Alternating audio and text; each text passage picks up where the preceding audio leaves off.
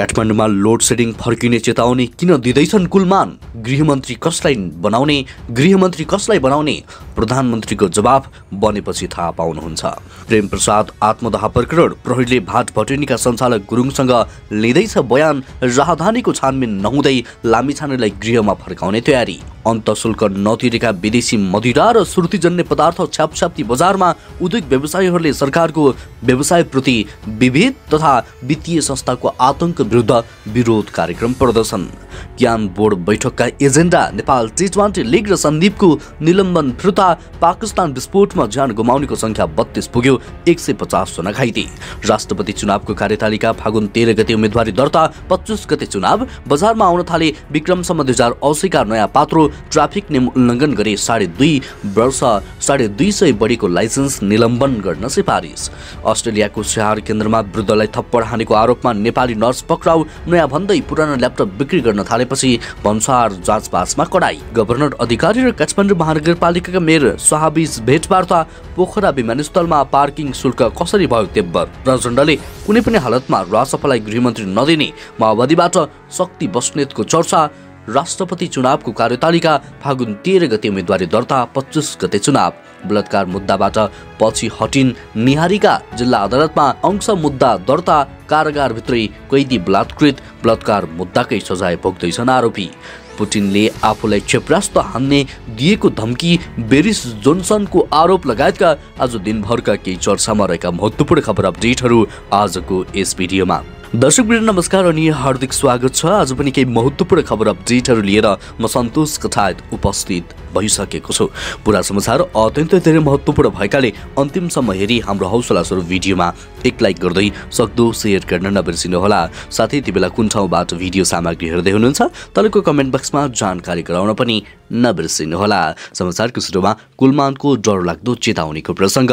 लब्धी फेदीमा प्रसारण लाइन र सब स्टेसन नबनाउन दबाव परेपछि नेपाल विद्युत प्राधिकरणले काम रोके। काठमाडौँ उपत्यकामा लोड सेडिङ फर्किन सक्ने चेतावनी नै दियो।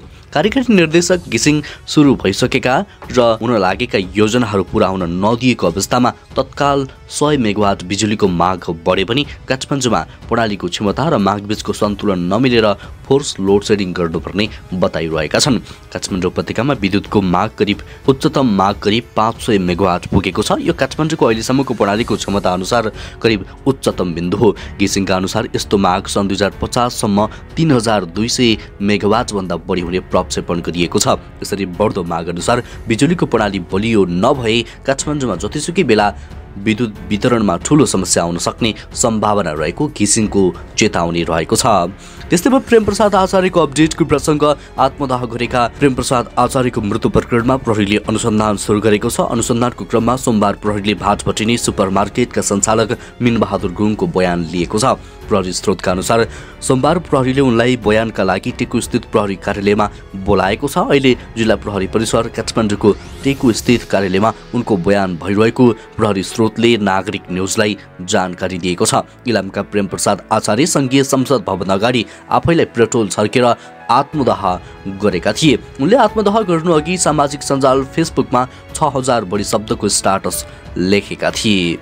त्यस्तै अर्को प्रसङ्ग। राष्ट्रिय स्वतन्त्र पार्टी रासपाका सभापति रवि लामिछानेको नागरिकता विवाद सर्वोच्च अदालतले निरूपण गरे पनि राहदानी विवाद अझै समाधान भएको छैन। सर्वोच्च अदालतले लामिछानेलाई प्रयोग गर्दै आएको नेपाली नागरिकता प्रमाणपत्र 2050 सालमा दिएको अवैध ठहर गरेसँगै उनले सोही नागरिकता प्रयोग गरेर बनाइएको नेपाली राहदानी पनि स्वत अवैध भइसकेको छ। यस विषयमा नेपाल प्रहरीले छानबिन र अनुसन्धान जारी राखेको बेला आइतबार काठमाडौँ जिल्ला प्रशासन कार्यालय पुगेर नेपाली नागरिकता पुनः प्राप्ति गरेका रवि लामिछानेले पार्टी सभापतिको जिम्मेवारीमा फिर्ता भइसकेका छन्। यति मात्र होइन, 6 महिनासम्म संघीय संसदको सदस्य नभए पनि मन्त्री बन्न पाउने संवैधानिक व्यवस्थामा टेक्दै लामिछाने फेरि उपप्रधान तथा गृहमन्त्रीमा नियुक्तिको दौडधुपमा लागेका छन्।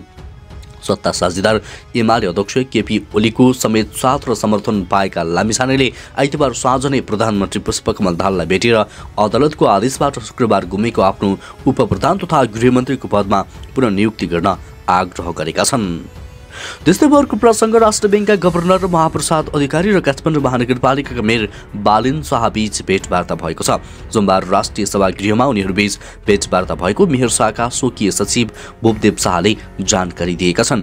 उनका अनुसार भेटमा स्थानीय सरकारका मातहतका रहेका सहकारी संस्था त्यस्तै वित्तीय संस्थाहरूको विषयमा छलफल भएको छ। भेटमा स्थानीय सरकारका मातहतमा रहेका सहकारी संस्था लगायत वित्तीय संस्थाहरूको नियमन, निरीक्षण र दूरगामी नीति तथा कार्यविधि तर्जुमा गर्न केन्द्रित रह्यो। उनले भने आगामी दिनहरूमा आवश्यक समन्वय, सहकारी र छलफल गरेर अगाडि बढ्ने निर्णय भएको छ। त्यस्तै अर्को प्रसङ्ग पोखरा अन्तर्राष्ट्रिय विमानस्थलमा पुरानो विमानस्थलमा भन्दा तिब्बरसम्म बढी सवारी पार्किङ शुल्क तिर्नु परेपछि अहिले विरोध भइरहेको छ। तिब्बर मात्रै होइन, घन्टै पछि पटक्कै शुल्क तिर्नु पर्दा मारमा परेको काम विशेषले विमानस्थल जानेहरू बताउँछन्। पुरानो पोखरा विमानस्थलमा 10 रुपियाँ पार्किङ गरेका 2 पाङ्ग्रे सवारी धनीले अहिले नयाँ विमानस्थलमा 30 रुपियाँ बुझाउनु पर्नेछ। प्रवेश गर्दा 60 रुपियाँ शुल्क तिर्नु परेपछि ट्याक्सी चालकले यो रकम यात्रुसँग उठाउन थालेका छन्।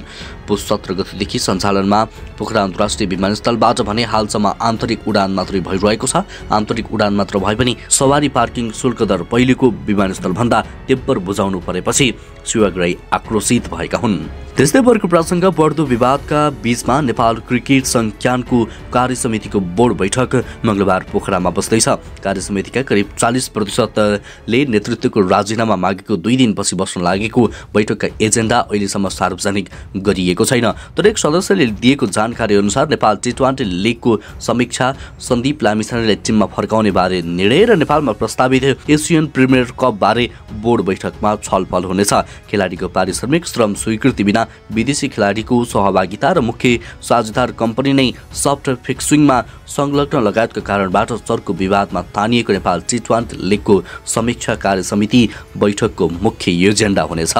त्यस्तै अर्को प्रसङ्ग नेपाल राष्ट्रिय व्यवसायी महासंघ त्यस्तै नयाँ बानेश्वर व्यापार व्यवसायी संघले माइती घरमा प्रदर्शन गरेका छन्। सोमबार उद्योग व्यवसायीहरूको सरकारको व्यवसायप्रति विभेद तथा वित्तीय संस्थाको आतंक विरुद्ध विरोध कार्यक्रम प्रदर्शन गरेका हुन्। प्रदर्शनमा सहभागीहरूले गरी खाने मर्दैन, सरकारको राजस्व घट्दैन, त्यस्तै भिख मागेर देश चलाउने अर्थनीति बन्द गर, सधैँ बैंक नाफामा, उद्योगी सधैँ घाटामा लगायतका नारा लेखिएका प्लेकार्ड बोकेर प्रदर्शन गरिरहेका छन्।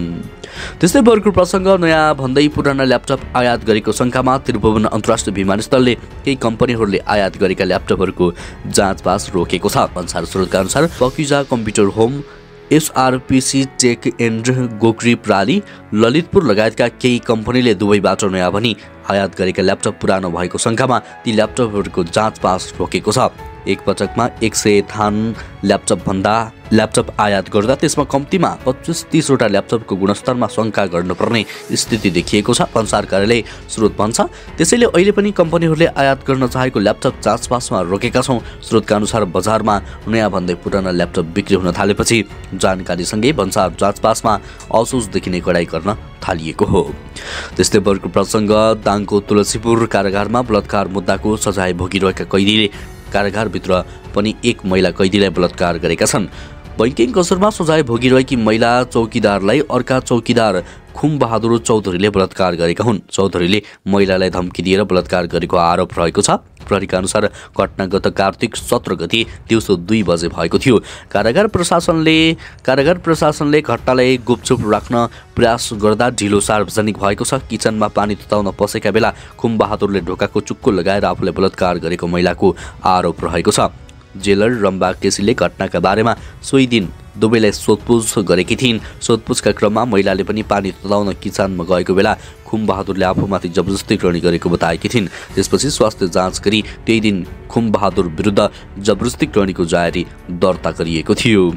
त्यस्तै अर्को प्रसङ्ग राजस्व हली गरेर अवैध रूपमा नेपाल भित्रिएका मदिरा र सुर्तीजन्य पदार्थ बजारमा छ्यापछ्याप्ती देखिएका छन्। आन्तरिक राजस्व विभाग त्यस्तै मातहतका विभिन्न राजस्व कार्यालयहरूले पछिल्लो 15 दिन अवधिमा गरेको अनुगमनका क्रममा 17 स्थानमा कैफियत भेटिएको हो। बजार अनुगमनका क्रममा माघ 15 गतेसम्म काठमाडौँ उपत्यका लगायत विभिन्न 6 स्थानमा भएको अनुगमनबाट 17 वटा पसलमा अन्तशुल्क नतिरेका मदिरा र सुर्तीजन्य वस्तु देखिएको छ। आन्तरिक राजस्व विभागका अनुसार चोरी पैठारी गरेर नक्कली अन्तशुल्क टिकट प्रयोग नभएका करिब 18 लाख बराबरको सामान बरामद भएको छ। त्यस्ता कसुरमा संलग्न केही व्यक्तिलाई हिरासतमा लिई थप अनुसन्धान समेत भइरहेको विभागले जनाएको छ। यस वर्ष सरकारले लक्ष्य अनुसार राजस्व उठाउन सकिरहेको छैन। अन्तशुल्क जन्य वस्तु अवैध रूपमा भित्रिएर राजस्व छली हुँदा कम असुली भएको हुन सक्ने शंका लागेपछि अनुगमन बढाइएको हो। आन्तरिक राजस्व विभागले पनि यो कुरा जनाएको छ। त्यस्तै भर्खर प्रसङ्ग विक्रम सम्वत 2080 को पात्रो पञ्चाङ्ग बजारमा आउन थालेको छ। ग्रह पद विभाजन अनुसार राजा बुध र मन्त्री शुक्र भएको त्यस्तै 2080 को पात्रो सार्वजनिक हुने क्रम सुरु भएको नेपाल पञ्चाङ्ग निर्णायक समितिले जनाएको छ। आगामी साल पिङ्कल नामको संवत्सर त्यस्तै रहेको छ। विक्रम सम्वत 2080 का लागि समितिले 15 वटा पात्रोलाई स्वीकृति दिने निर्णय गरेको थियो। स्वीकृति दिएका पात्रो आजदेखि नै बजारमा आउन थालेका छन्। आगामी वर्षका लागि तुयानाथ पन्तको बाबुराम, नरनाथ हिमाल, अठोला, तारकेश्वर, सूर्य, आकाश दर्शन, बगलामुखी, शुभ, बाबा गोरखनाथ, कृति, सिद्धि, खप्तर, तारानाथ त्यस्तै गौरीशङ्कर गरी 15 वटा पात्रोलाई स्वीकृति दिने निर्णय गरिएको समितिका सदस्य सचिव समेत रहेका कार्यकारी निर्देशक सूर्यप्रसाद ढुङ्गेलले जानकारी दिनुभएको छ। यस वर्षदेखि समितिले प्रकाशन सुरु गरेको राष्ट्रिय पञ्चाङ्गमलाई पनि निरन्तरता दिने जनाएको छ। त्यस्तै भर्खर प्रसङ्ग निर्वाचन आयोगले राष्ट्रपति र उपराष्ट्रपतिको चुनावको कार्यतालिका सार्वजनिक गरेको छ। आजको निर्णय अनुसार आउँदो फागुन 25 गते बिहिबार राष्ट्रपतिको र चैत 3 गते शुक्रबार उपराष्ट्रपतिको चुनाव गर्ने गरी मिति तोकिएको छ। दुवै पदका लागि तोकिएको दिन नयाँ बानेश्वरमा रहेको अन्तर्राष्ट्रिय सम्मेलन केन्द्र मतदान केन्द्रमा बिहान 10 बजेदेखि दिउँसो 3 बजेसम्म मतदान हुने आयोगका प्रवक्ता शालिग्राम शर्मा पौडेलले जारी गर्नुभएको विज्ञप्तिमा उल्लेख गरिएको छ। दुवै पक्षका लागि संघीय संसद र बजेट सभाका सदस्य मतदाता रहनेछन्। विद्यमान कानुनी प्रावधानका कारण आयोगले प्रदेशगत आधारमा मतदान केन्द्र नसकिएको जनाएको छ। स्वीकृत निर्वाचन कार्यक्रम अनुसार राष्ट्रपतिको चुनावका लागि फागुन 10 गते बिहान 10 बजेदेखि 11 बजेसम्म मतदाता नामावली प्रकाशन गरिनेछ। साथै फागुन 13 गते बिहान 10 बजेदेखि दिउँसो 2 बजेसम्म निर्वाचन अधिकृतको कार्यालयमा उम्मेदवारको मनोनयन पत्र दर्ता गरिनेछ। त्यस्तै भर्खर प्रसङ्ग ट्राफिक प्रहरीले 259 वटा सवारी लाइसेन्स निलम्बन गर्न यातायात व्यवस्था विभागमा पत्र पठाएको छ। काठमाडौँ उपत्यका ट्राफिक प्रहरी कार्यालयले 5 पटकभन्दा बढी ट्राफिक नियम उल्लङ्घन गर्ने र 259 जनाको लाइसेन्स निलम्बन गर्न यातायात व्यवस्था विभाग मिन भवनमा पठाएको एसएसपी राजेन्द्र प्रसाद भट्टले जानकारी दिएका छन्। उनका अनुसार सवारी तथा यातायात व्यवस्था ऐन 2049 र नियमावली 2054 बमोजिम चालकले पालना गर्नुपर्ने शर्त तथा नियमहरू 5 पटकभन्दा बढी उल्लङ्घन गरेको पाइएमा सोही ऐनको दफा परिच्छेद 4 को दफा 60 बमोजिमको कसुर गरेको हुँदा निलम्बन गर्न पठाइएको हो। निलम्बन गर्न पठाएका सवारी चालकले 36 पटकसम्म नियम उल्लङ्घन गरेको पाइएको छ। 36, 30, 28 र 19, 18, 17 पटक नियम उल्लङ्घन गर्नेलाई निलम्बन गर्न पठाइएको हो। त्यस्तै प्रहरीले 9, 7, 6 पटक नियम उल्लङ्घन गर्नेहरूको पनि लाइसेन्स निलम्बन पठाएको छ। त्यस्तै भर्खर प्रसङ्ग प्रेमीलाई बलात्कार मुद्दामा फसाउन हर सम्भव प्रयास गरेकी सोनाली कुमारी सिंह अर्थात् निहारिका राजपूत एक कदम पछाडि सरेर धनुषा जिल्ला अदालतमा अंश मुद्दा दिएकी छन्। सिंहले प्रेमी शिवराज सुरेश विरुद्ध धनुषा जिल्ला अदालतमा बलात्कारको मुद्दा दर्ता गरेकी थिइन्।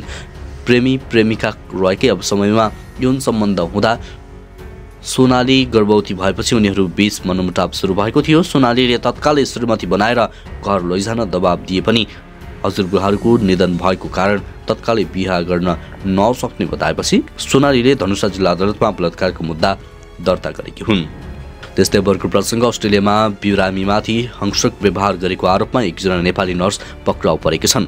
9 न्युज सिडनीका अनुसार नेपाली नर्स अस्मिता पाण्डेलाई बिरामी भएको थियो पिटेर धक्का दिएको आरोपमा पक्राउ गरिएको छ। एस्टिया हेल्थमा काम गर्ने पाण्डेले वृद्ध अवस्थाका बिरामीलाई कुटेको भन्दै सहकर्मीले अस्पताल प्रशासनमा रिपोर्ट गरेका थिए। त्यसपछि उनलाई पक्राउ गरिएको हो। यो कसुरमा पाण्डेलाई जेल सजाय हुन सक्ने बताइएको छ। त्यस्तै भर्खर प्रसङ्ग निर्वाचन आयोगले बिहान चितवन क्षेत्र 2 बाट उपनिर्वाचन गराउन कम्तीमा 3 महिना समय लाग्ने जनाएका छन्। सर्वोच्च अदालतले उप प्रधानमन्त्री एवं गृहमन्त्री समेत रहेका रवि लामिछानेलाई शुक्रबार पदमुक्त गरेसँगै यो क्षेत्रमा उपनिर्वाचन गर्नुपर्ने स्थिति उत्पन्न भएको छ। प्रतिनिधि सभामा कुनै निर्वाचन क्षेत्रबाट निर्वाचित सदस्यको पद रिक्त भएपछि उपनिर्वाचन गराउने प्रावधान रहेको छ। गत मङ्सिर 4 गते सम्पन्न प्रतिनिधि सभाको निर्वाचनमा तत्कालीन राष्ट्रिय स्वतन्त्र पार्टीका सभापति रवि लामिछाने सो क्षेत्रबाट निर्वाचित हुनुभएको थियो। 2050 सालमा नेपाली नागरिकता लिएका रवि लामिछानेले 2070 सालमा लिएको अमेरिकी नागरिकता 2075 सालमा त्याग गर्नुभएको थियो। त्यस्तै अर्को प्रसङ्ग, पाकिस्तानको पेशावर सहरमा एक मस्जिदमा बम विस्फोटमा परेर ज्यान गुमाउनेको सङ्ख्या 32 पुगेको जनाएको छ।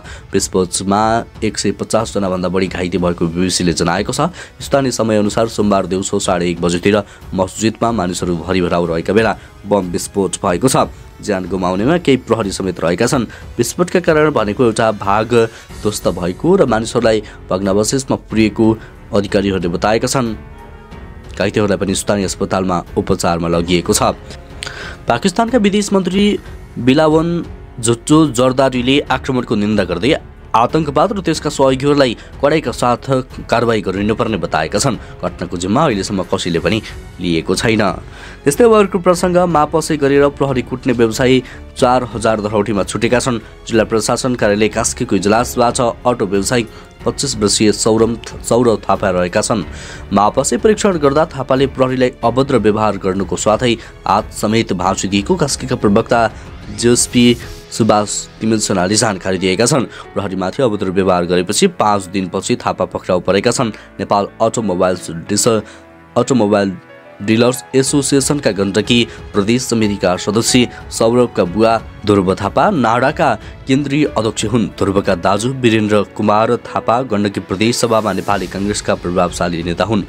पूर्व मन्त्री समेत रहेका आफ्ना ठुला बुवाको नाम समेत लिँदै भतिजा सौरभले यसपटक पनि पटक पटक प्रहरी र अरू साथीहरूलाई पनि अभद्र व्यवहार गर्दै आएको थियो, यो स्रोतले बताएको छ। त्यस्तै अर्को प्रसङ्ग, बेलायतका पूर्व प्रधानमन्त्री बोरिस जोन्सनले युक्रेन आक्रमण अघि रुस राष्ट्रपति भ्लादिमिर पुटिनले आफूलाई क्षेपणास्त्र आक्रमण गर्ने धम्की दिएको आरोप लगाएका छन्। जोन्सनका अनुसार प्रधानमन्त्री छँदा रहँदा फोन वार्ताका रूपमा आफूले पुटिनलाई युद्ध चरम विनाशकारी हुने बताएका थिए। युद्ध भए पनि पश्चिमले नाकाबन्दी गर्ने र युक्रेन नेटोमा सहभागी हुने विश्वास रहेको पनि बताएका थिए। एक बिन्दुमा धम्काए भने, बोरिस, म तपाईँलाई दुःख दिन चाहन्न, तर क्षेपणास्त्र 1 मिनेटमा हान्न सकिन्छ। जोन्सनले बीबीसीको एक डकुमेन्ट्रीमा दाबी गरेका छन्, तर रुसले भने जोन्सनले ढाँटेको आरोप लगाएको छ। हवस् त दर्शकवृन्द, यो खबर सँगसँगै अहिलेलाई केही चर्चामा रहेका महत्त्वपूर्ण खबर अपडेटहरू यति नै। पलपलको न्युज अपडेटका लागि हामीलाई लाइक, कमेन्ट, सेयर अनि सजेस्ट गर्दै गर्नुहोला। नमस्कार, तपाईँको बाँकी पल शुभ बितोस्।